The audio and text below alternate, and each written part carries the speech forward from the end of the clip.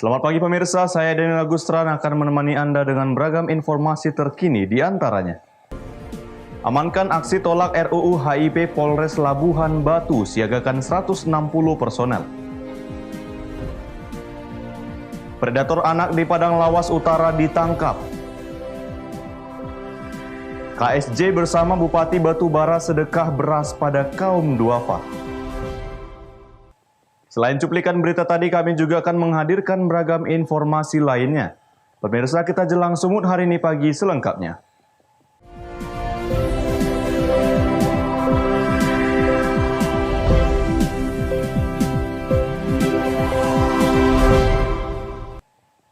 Pemirsa, dalam mengantisipasi kerawanan yang mengganggu kondusivitas keamanan ketertiban di tengah masyarakat, Polres Labuhan Batu siagakan 160 personel. Pengamanan terkait aksi penolakan RUU HIP yang digelar Aliansi Umat dan Ormas Islam.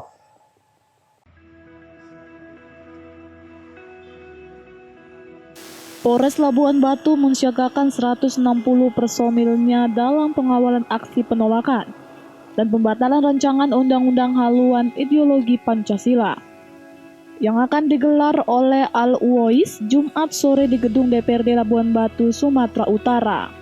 AKBP Agus Darojat selaku Kapolres Labuhan Batu menjelaskan, pihaknya mensiagakan 160 personil yang terdiri dari berbagai satuan fungsi di Polres dan Polsek sejajaran. Ingin melayani saudara-saudara kita yang mengalami pendapat yang nanti akan arahnya di kantor DPR. Saya harap kegiatan ini berjalan dengan kondusif, tidak ada pihak-pihak atau aparat sendiri yang melakukan pelanggaran hukum, sehingga semuanya bisa berjalan secara aman dan damai di masyarakat. Kapolres Labuhan Batu berharap aksi berjalan dengan tertib tanpa ada pelanggaran hukum yang dilakukan pihaknya maupun dari pihak massa. Ucok Sitorus melaporkan untuk Evarina TV. Pemirsa, puluhan karyawan yang terdiri dari tenaga medis dan paramedis Rumah Sakit Herna Medan melakukan aksi damai di halaman rumah sakit. Mereka memprotes kebijakan manajemen yang merumahkan karyawan secara sepihak.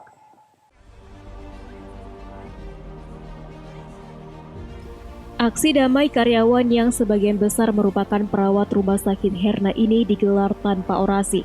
Mereka hanya membawa 2 spanduk yang bertuliskan tuntutan mereka. Aksi protes ini sebagai buntut dari kebijakan manajemen rumah sakit yang merumahkan 57 karyawan yang terdiri dari tenaga medis dan paramedis tanpa gaji per 2 Juli 2020. Sebelumnya, manajemen juga telah memotong gaji mereka sejak April lalu dengan rincian gaji dipotong 50% pada April, kemudian 25% pada Mei, dan Juni dipotong 50%. Sejak saat itu juga sebagian karyawan telah dirumahkan, dan puncaknya pada 1 Juli lalu, manajemen merilis pengumuman merumahkan mereka tanpa digaji. Melalui aksi itu, mereka menuntut pihak rumah sakit memenuhi hak-hak mereka, terutama soal gaji yang belum dibayarkan, dan berharap bekerja kembali di rumah sakit. Mereka juga mendesak pemerintah untuk turun tangan dalam menangani masalah tersebut. Menuntut hak kami bagi yang telah dirumahkan karena hak kami telah diinjak-injak dengan semena-mena oleh pihak rumah sakit Herna. Bahwasanya kami dirumahkan tanpa alasan dan hanya ditempelkan di papan pengumuman nama-nama yang dirumahkan terhitung tanggal 2 bulan 7 2020. Kami ada 57 orang nama-namanya, 33 orang perawat, 2 bidan, tapi 1 bidan telah bekerja seperti sedia kala, 16 non-medis, 6 penunjang medis. Hingga kini para karyawan yang dirumahkan tersebut belum mengetahui secara pasti alasan manajemen merumahkan mereka. Pihak rumah sakit beralasan mereka dirumahkan karena pasien di rumah sakit mulai sepi dalam beberapa bulan terakhir. Musyawarah bipartit dengan manajemen juga selalu menemui jalan buntu. Daniel Pekuali melaporkan untuk Evarina TV. Pemirsa, petugas gabungan dari Satpol PP, Kepolisian, dan pemerintah Kota Medan menertibkan pedagang di 2 pasar. Penertiban pedagang sebagai upaya implementasi adaptasi new normal yang mulai berlaku di Medan.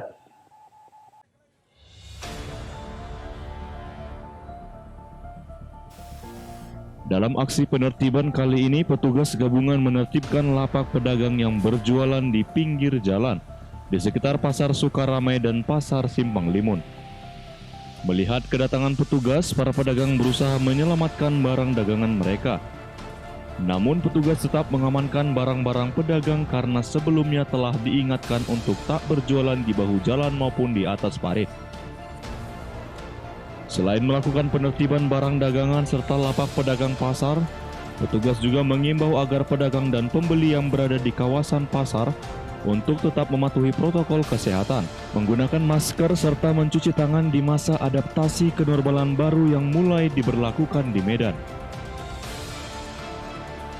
Penertiban pajak kita ini, ya, selama ini kan sudah kita imbau untuk jangan berjualan di jalan. Artinya supaya tertib, masyarakat juga bisa lancar jalan. Selama ini kan kunci jalan mungkin jualan. Kalau kita imbau ke masyarakat juga.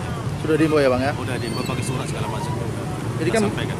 Masih ada yang bandel nih Bang. Ini gimana Bang sanksinya Bang? Ya, tertibkan aja masih persuasif aja. Di tengah pandemi itu perlu juga orang. Penting jangan dilanggar ketentuan lain. Artinya hak orang lain, hak masyarakat juga kan jalan sih. Mohon persuasifnya udah kita lakukan persuasif pakai surat segala macam kita. Bang. Usai dilakukan penertiban, petugas langsung membawa sejumlah barang dan lapak pedagang tersebut ke kantor Satpol PP Kota Medan. Aksi penertiban serupa akan terus dilakukan secara rutin di seluruh pasar di Medan. Selain untuk menata pasar lebih baik, langkah tersebut juga dimanfaatkan untuk sosialisasi penerapan protokol kesehatan di pasar tradisional. Daniel Pekuali melaporkan untuk Eva Arena TV. Sumut hari ini pagi masih akan kembali sesaat lagi, tetaplah bersama kami.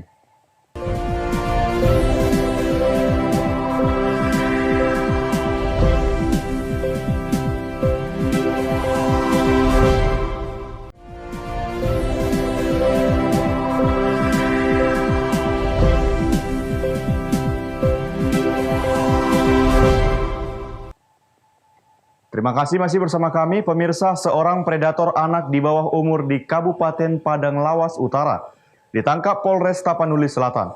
Dari catatan kepolisian, tersangka yang masih lajang ini sudah melakukan tindak pidana pelecehan seksual terhadap 4 orang anak di bawah umur.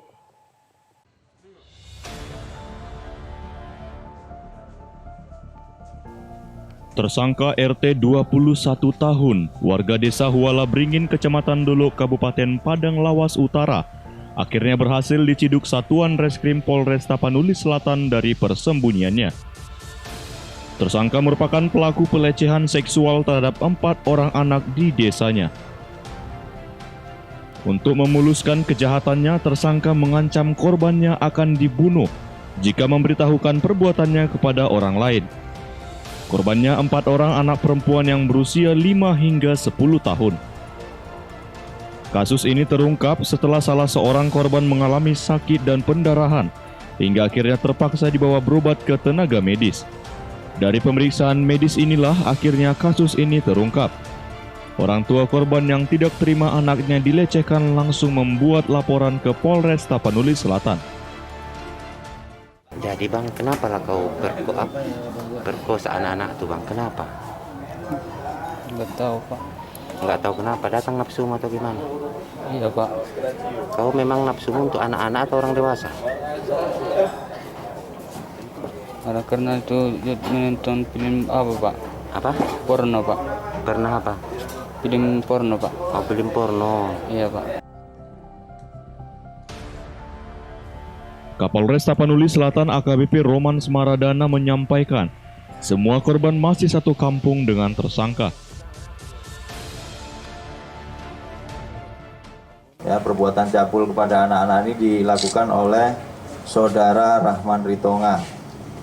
Ya, TKP-nya berada di Desa Huala Beringin, Kecamatan Dolok, Kabupaten Padang Lawas Utara. Korban anak-anak sebanyak 4 orang. Azan Sinaga melaporkan untuk Eva Arena TV.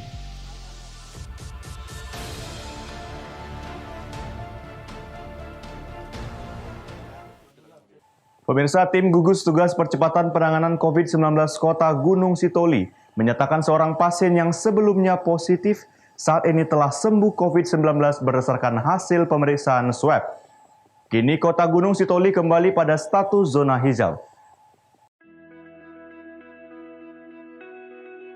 Agustinus Zega selaku Koordinator Sekretariat Tim Gugus Tugas Percepatan Penanganan COVID-19 Kota Gunung Sitoli pada konferensi pers menyampaikan bahwa pasien berinisial RL yang sebelumnya positif COVID-19 kini telah sembuh dengan hasil negatif. RL dinyatakan negatif COVID-19 berdasarkan hasil pemeriksaan swab terakhir yang dilakukan oleh petugas Rumah Sakit Umum Gunung Sitoli secara berturut-turut pada tanggal 8 hingga 9 Juli 2020 kemarin. Pada konferensi pers yang digelar di kantor Wali Kota Gunung Sitoli, Agustinus Zega mengatakan RL negatif COVID-19, maka saat ini Kota Gunung Sitoli kembali menjadi zona hijau. RL yang selama ini diisolasi dan menjalani perawatan intensif di Rumah Sakit Umum Gunung Sitoli, kini direncanakan akan kembali kepada keluarganya. Direktur Rumah Sakit Kota Gunung Sitoli yang menyatakan bahwa hasil pengambilan swab TCM ulang yang dilakukan pada tanggal 8 dan tanggal 9 Juli 2020 di dua kali dilakukan swab dengan hasil negatif COVID-19. Diketahui sebelumnya RL berasal dari Manado, Sulawesi yang sengaja balik ke kampung kelahirannya di Desa Bawode Solo, Kecamatan Gunung Sitoli, Idanoi, Kota Gunung Sitoli karena orang tuanya meninggal dunia. Augo Manozega melaporkan untuk Elvarina TV. Pemirsa, menjaga ketahanan pangan selama masa pandemi COVID-19, Polres bersama dengan Forkopimda Karo lakukan panen raya jagung. Hal ini dilakukan untuk menjaga stabilitas bahan pangan di masyarakat agar produktif selama masa pandemi. Untuk menjaga ketahanan pangan selama masa pandemi COVID-19, Polres Tanah Karo bersama dengan unsur Forkopimda Karo menggelar panen raya di Kecamatan Tiga Binanga. Panen raya tanaman jagung ini dilakukan untuk menjaga stabilnya bahan pangan selama menghadapi masa pandemi COVID-19. Kegiatan ini mendukung program pemerintah dalam melaksanakan ketahanan pangan di ladang jagung seluas 14.000 hektar dengan hasil yang didapat sebanyak 9 ton per hektarnya. Dengan kalkulasi sebanyak 126.000 ton dalam sekali panen, di mana panen dilakukan 2 kali dalam setahun. Kapolres Tanah Karo mengajak masyarakat untuk tetap produktif walaupun menghadapi pandemi COVID-19 dan mengimbau kepada masyarakat tetap harus melaksanakan kegiatan yang produktif dalam meningkatkan kesejahteraan serta pembangunan dan tetap menjaga protokol kesehatan sehingga bisa hidup normal dan produktif. Kita mendukung kegiatan pemerintah dalam melaksanakan ketahanan pangan, jadi kita melaksanakan panen raya berupa tanaman jagung di Kecamatan Tiga Binanga, Kabupaten Karo. Untuk total sendiri akan kita lakukan panen raya. Jadi di Kecamatan Tiga Binanga ini ladang jagungnya luasnya 14.000 hektar. Jadi per hektarnya hasilnya sekitar 9 ton. Jadi kalau kita jumlah 126.000 ton itu hasil sekali panen. Jadi di sini 2 kali panen dalam 1 tahun.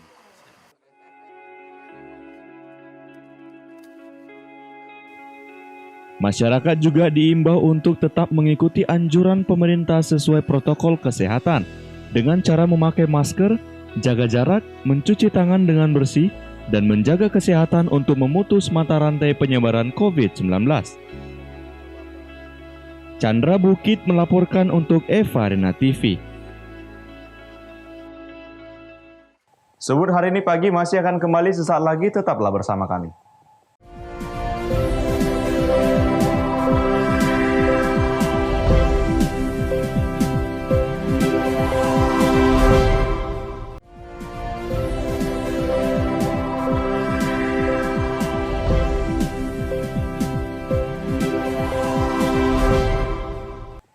Terima kasih masih bersama kami pemirsa komunitas sedekah Jumat binaan Kapolres Batubara beserta Bupati Batubara tidak henti-hentinya berbagi kepada masyarakat yang membutuhkan di tengah sulitnya ekonomi di masa pandemi. Komunitas sedekah Jumat berbagi sembako kepada kaum duafa dan warga kurang mampu di Desa Sumber Padi dan Desa Antara, Kecamatan 50 Kabupaten Batubara. Pembagian sembako yang dibagikan Ketua KSJ Kecamatan didampingi Koordinator KSJ dan personil Polsek 50 menyambangi langsung penerima bantuan secara door-to-door ke rumah kaum duafa. Selain pembagian secara langsung ke rumah warga, sembako juga disalurkan kepada warga yang membutuhkan di kantor desa di 2 desa tersebut. Apa kegiatan hari ini, Pak? Ya, alhamdulillah hari ini kita memberi bantuan kepada masyarakat Desa Antara dan Sumber Padi beberapa paket untuk warga yang kurang mampu yang terdampak COVID-19. Mudah-mudahan bantuan yang kita berikan itu dari komunitas sedekah Jumat binaan Bapak Kapolres dan Bupati Batubara. Mudah-mudahan bantuan itu bisa bermanfaat bagi warga yang membutuhkannya. Kegiatan sedekah Jumat merupakan kegiatan rutin yang dilakukan pada setiap hari Jumat. Bantuan tidak hanya menyasar pada kaum duafa dan anak yatim, namun juga diberikan terhadap warga yang membutuhkan. Terima kasih ya Pak Bupati, Pak Nyahir, dan Kapolres Batubara atas bantuannya. Kegiatan ini sangat membantu warga yang membutuhkan. Diharapkan komunitas sedekah Jumat dapat terus berjalan dalam meringankan beban masyarakat. Taufik melaporkan untuk Evarina TV. Pemirsa, Badan Pengelola Geopark Caldera Toba mengajak seluruh pihak untuk menjaga Geopark Danau Toba agar tetap menjadi bagian dari UNESCO Global Geopark. Geopark Danau Toba telah ditetapkan bagian dari UNESCO Global Geopark dalam sidang ke-209 Dewan Eksekutif UNESCO di Paris pada 7 Juli 2020 kemarin. Masuknya Geopark Caldera Toba sebagai bagian dari UNESCO Global Geopark dinilai sebagai jembatan emas bagi seluruh elemen di Sumatera Utara untuk meningkatkan kesejahteraan masyarakat. Ditetapkan sebagai bagian dari UNESCO Global Geopark, banyak keuntungan yang bisa didapat oleh masyarakat karena perhatian dunia akan semakin mengarah pada Geopark Caldera Toba dan keinginan pemerintah pusat untuk menjadikan Danau Toba sebagai tujuan wisata internasional semakin terwujud. Menurut General Manager Badan Pengelola Geopark Caldera Toba Hidayati, penetapan yang diperoleh pada masa transisi menuju kebiasaan baru di tengah pandemi COVID-19 ini menjadi momentum untuk menarik perhatian wisatawan mancanegara agar semakin tertarik untuk mengunjungi Danau Toba yang memiliki sedikitnya 16 tujuan wisata yang terbentuk oleh susunan geologi, biologi dan kebudayaan, bahkan arkeologi, seperti Geosit Sibaganding, Geosit Silalahi, Geosit Haranggaol, dan lainnya. Geopark Danau Toba memiliki 5 hal yang menjadi nilai lebih. Tidak hanya untuk wisata, tetapi juga untuk penelitian, di mana Danau Toba merupakan super vulkano, keunikan suku masyarakat yang ada pada 7 kabupaten di Sumatera Utara yang berada di sekitar Danau Toba sendiri. Selain itu juga ada landscape yang sangat menawan dan memiliki keanekaragaman hayati. Dalam kurun waktu 10 tahun, pemerintah terus berupaya memasukkan Caldera Toba dalam ajang wisata dunia. 3 kali gagal, di tahun keempat, secara resmi Caldera Toba ditetapkan menjadi UNESCO Global Geopark. Hal ini merupakan kebanggaan sekaligus tugas penting yang harus dijaga. Pasalnya, jika kriteria yang ditetapkan UNESCO diabaikan, maka 4 tahun ke depan, Geopark Caldera Toba akan dihapuskan dari daftar UNESCO. Dengan adanya pemberitaan bahwa kita sudah masuk ke dalam UGCP ini, tentulah kita akan melakukan hal-hal yang dapat memenuhi rekomendasi yang ditetapkan UNESCO untuk ke masa depannya, yang berguna untuk mempertahankan pengakuan ini dan juga untuk meningkatkan pembangunan di Provinsi Sumatera Utara. Geopark Caldera Toba sendiri diyakini akan semakin menarik karena pemerintah pusat juga telah memberikan perhatian lebih. Namun di tingkat lokal sendiri, seluruh pihak diharapkan memberi dukungan, termasuk masyarakat yang menjadi pilar utama dari Geopark Caldera Toba untuk terus memelihara lingkungan dan budaya. Daniel Pekuali melaporkan untuk Eva Rina TV. Pemirsa, demikianlah rangkaian informasi dalam Sumut hari ini pagi ini. Saya Daniel Agustran mewakili kerabat kerja yang bertugas pamit undur diri. Terima kasih atas kebersamaan Anda dan sampai jumpa.